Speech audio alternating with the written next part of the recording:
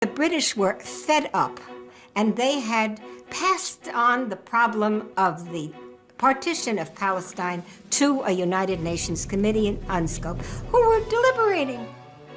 Nobody really believed in our day the UN was a place where you deliberated and deliberated. They never did anything. They talked a lot. The United Nations Committee recommended an end to the British mandate and the partition of Palestine into two states, an Arab state and a Jewish state, and scheduled a vote in the UN General Assembly at Lake Success, New York. A two-thirds majority was required to pass the proposal. Despite the support of both the United States and the Soviet Union, many other countries needed to be convinced. You spoke to the Belgian, and you spoke to the Swede, and you spoke to the Brazilian, preaching, explaining why all the time.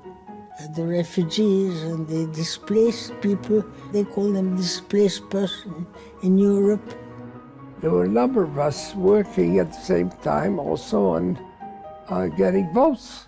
A preliminary vote showed the Jewish agency delegation coming up short. The diplomatic team focused their efforts on three countries that were still undecided: Liberia, Haiti, and the Philippines. It was touch and go all the time till you got everything lined up. Some people promised and voted against. Some people were pursued by us till the last minute and voted for.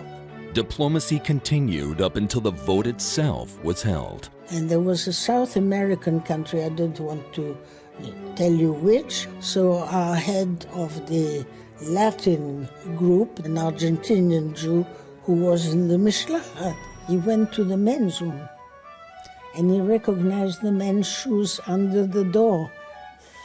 And he knocked and he said, "You promised to vote. They are voting now. I'm here to bring you to the voting." And he voted.